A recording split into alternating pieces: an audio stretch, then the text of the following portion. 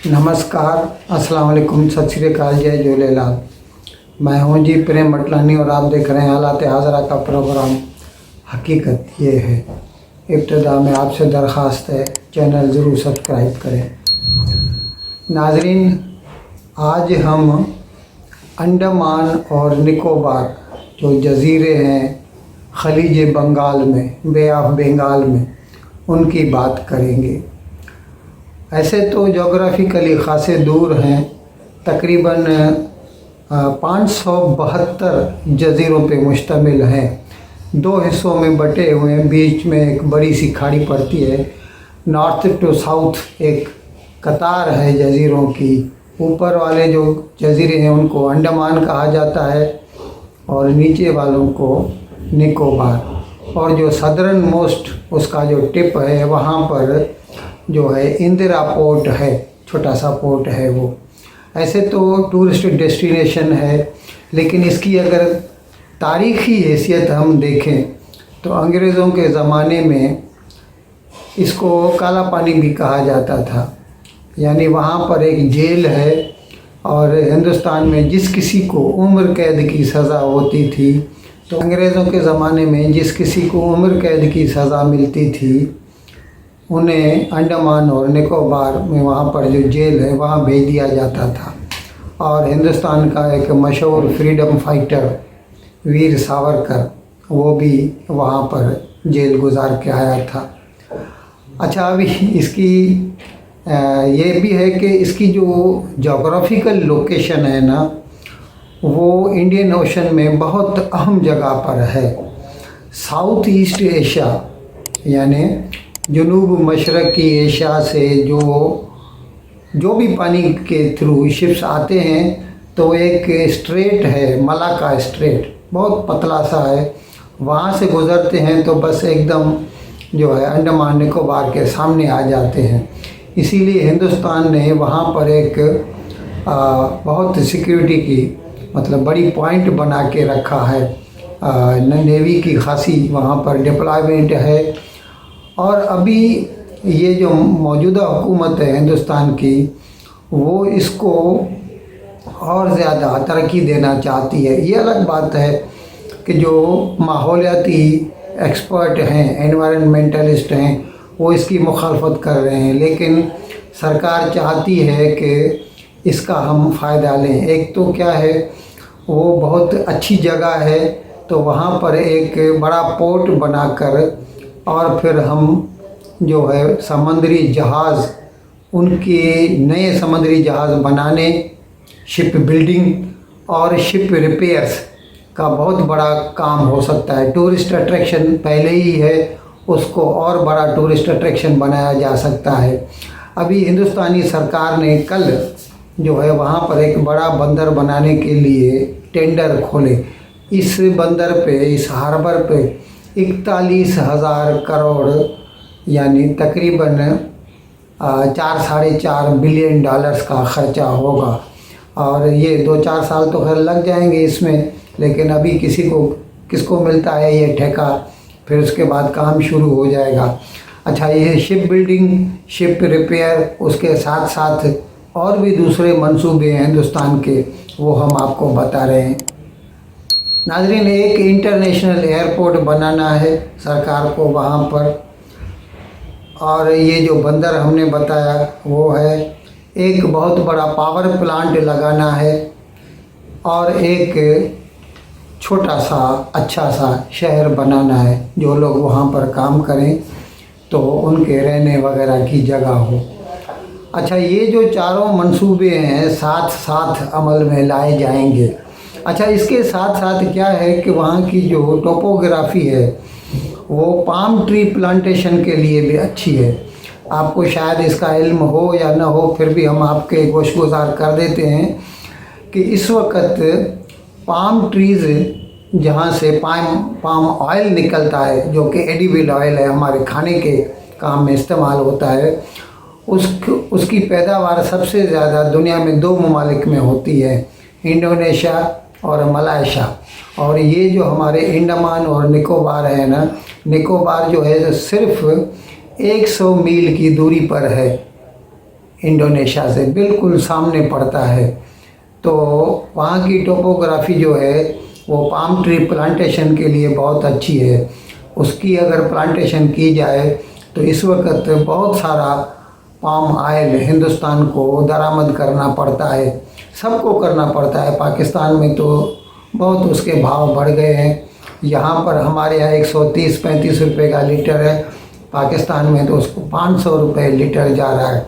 सिर्फ palm oil नहीं है, पाम ऑयल थोड़ा सस्ता होता है। ऐसे तो ग्राउंडनट ऑयल और सेसमी ऑयल, मस्टर्ड ऑयल और सनफ्लावर ऑयल सभी जो है एडिबल ऑयल होते हैं, लेकिन इनमें सबसे ज़्यादा सस्ता और ज़्यादा पैदावार पाम ऑयल की हो सकती है। तो उसकी भी प्लांटेशन अंडमान और निकोबार में की जा सकती है। अच्छा, इसके साथ साथ अगर जैसे 1997 में हांगकांग वालों ने हिंदुस्तान से रब्ता किया था, हांगकांग के जो व्यापारी थे, क्योंकि 1997 के 30 जून को हांगकांग जो है ना उसका कब्ज़ा इंग्लैंड से चीन को मिलना था और फिर 30 जून की रात के 12 बजे वो चीन के तहवील में चला गया। अब आजकल चीन के कंट्रोल में है। तो वहाँ के व्यापारी चाहते थे कि वो हिंदुस्तान शिफ्ट करके आए, उनको कोई टुकड़ा दे दिया जाए जिसको ड्यूटी फ्री अनाउंस कर दिया जाए।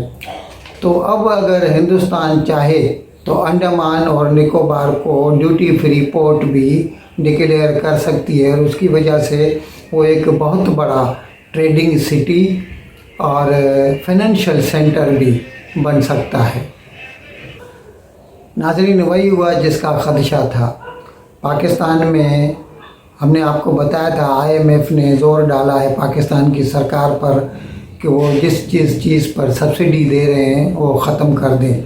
तो अभी कल पाकिस्तान के वज़ीर ख़ज़ाना इसहाक़ डार ने एक ख़िताब किया कौम से और उसमें उसने बताया कि पेट्रोल और डीज़ल के भाव में 35 रुपया जो है फ़ी लीटर वो इजाफ़ा कर रहे हैं और केरोसिन ऑयल यानी मिट्टी का तेल उसके भाव में 15 रुपये का इजाफ़ा कर रहे हैं। तो अभी उसके बाद अभी पेट्रोल के भाव पाकिस्तान में हो गए हैं 250 रुपया फ़ी लीटर, डीज़ल जो हाई स्पीड डीज़ल HSD 263 और मिट्टी का तेल 190 रुपया फ़ी लीटर हो गया है।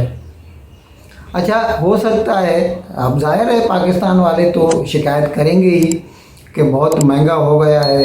तकरीबन ये गवर्नमेंट जो आई है तो जब 9 अप्रैल 2022 को इमरान खान की गवर्नमेंट गई थी उस वक्त तकरीबन पेट्रोल 150 रुपये फ़ी लीटर था, आज 250 का हो चुका है।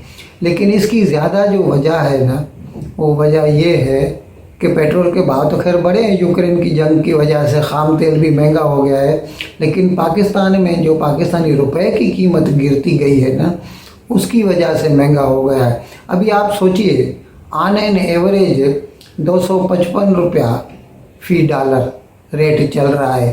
तो यूँ कह सकते हैं कि पाकिस्तान में पेट्रोल जो है $1 में आपको 1 लीटर मिल रहा है, जबकि हिंदुस्तान में वही पेट्रोल हमको 120 रुपये में मिल रहा है हिंदुस्तान के, और हिंदुस्तान में जो डॉलर का रेट है वो तकरीबन 80 रुपया है।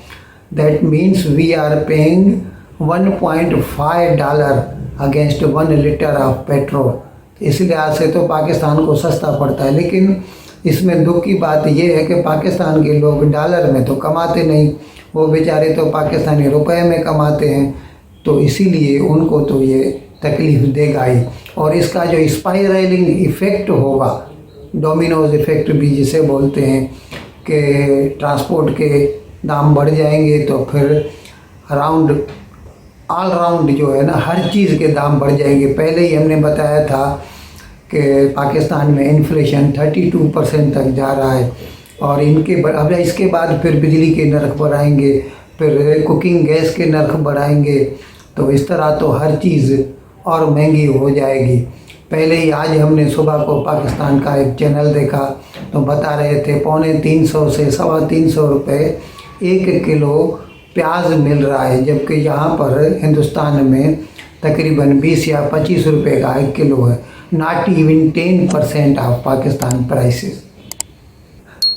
नाजरीन, पाकिस्तान में जो अभी ये नेशनल असेंबली की सीटें खाली हुई हैं, पीटीआई वालों ने जो इस्तीफ़े दिए थे, तो अभी 86 सीट्स पे ईसीपी ने ऐलान कर दिया है कि वो मार्च में, अभी तारीख नहीं दी एग्जैक्ट, लेकिन इतना बता दिया है कि मार्च में इसके ज़मनी इंतखाबात होंगे। अच्छा, वो जो 7 सीटें पिछले जो ज़मनी इंतखाबात हुए थे 9 सीटों पर नेशनल असेंबली के, जिसमें से 7 जनाब इमरान खान जीते थे और 2 पीपल्स पार्टी को मिली थी, एक मलीर की और एक मुल्तान की।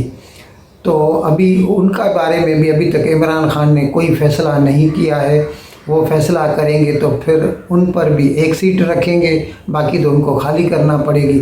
और वो मियाँ वाली की जो NA 95 है, वो भी जो है इलेक्शन कमीशन ऑफ पाकिस्तान ने उसको डिस्क्वालीफाई किया था इमरान खान को, और वो सीट भी उसको डिसीट किया था। लेकिन उसने फिर वो हाई कोर्ट में अपील की थी, तो उसके ऊपर उसको स्टे ऑर्डर मिला था। तो अभी उसका भी फैसला होना है। मानी 8 सीटें जो इमरान खान के पास हैं, उसमें से 1 वो रख पाएगा और बाकी 7 छोड़नी पड़ेगी। तो 86 और 7 93 सीटों पर मार्च में ज़मनी इंतखाबात नेशनल असेंबली के हो सकते हैं। नाजरीन, शेख रशीद ने लाल हवेली और रावलपिंडी में है वो मतरूका जायदाद थी, यानी इवेक्यू प्रॉपर्टी, हिंदू जो वहाँ से छोड़ के गए थे 1947 में, उनके है, उस पर उसने नाजायज़ कब्ज़ा कर रखा है। पहले कुछ दूसरे भी लोग वहाँ रहते थे, उन सबको धमका कर निकाल दिया। अभी पूरी हवेली पे उसके पास उसका कब्ज़ा है। और इवेक्यू प्रॉपर्टी वालों ने, मतलब वो जो इवेक्यू जो है EPTB trust board, evacuee property trust board जो है, उसने उसे नोटिस दिया था, लेकिन उसने नहीं माना। फिर उसके आज सुबह को इवेक्यू ट्रस्ट बोर्ड ने सील कर दिया है लाल हवेली को। अभी ये देखें, वो तो कोर्ट में जाएगा और कोर्ट क्या फ़ैसला करती है, सिर्फ हाई कोर्ट ही सुन सकती है, क्योंकि इवेक्यू ट्रस्ट बोर्ड जो है ना, उसके जो रैंक है वो सेशन कोर्ट के बराबर होता है। तो सेशन कोर्ट उसको नहीं सुन सकती, उसका फ़ैसला फिर हाई कोर्ट कर सकती है। इन अल्फाज के साथ मैं आज का प्रोग्राम ख़त्म करने की आपसे इजाज़त चाहता हूँ, लेकिन विदाई लेने से पहले एक मरतबा फिर आपसे मेरी दरख्वास्त है कि जिस किसी साहब या साहिबा ने अब तक हमारे इस चैनल को सब्सक्राइब नहीं किया, अज़राए करम इसको जल्द से जल्द सब्सक्राइब करें, प्रोग्राम को लाइक करें, शेयर करें और घंटी का बटन दबाना न भूलें। बहुत बहुत शुक्रिया। खुदा हाफिज़।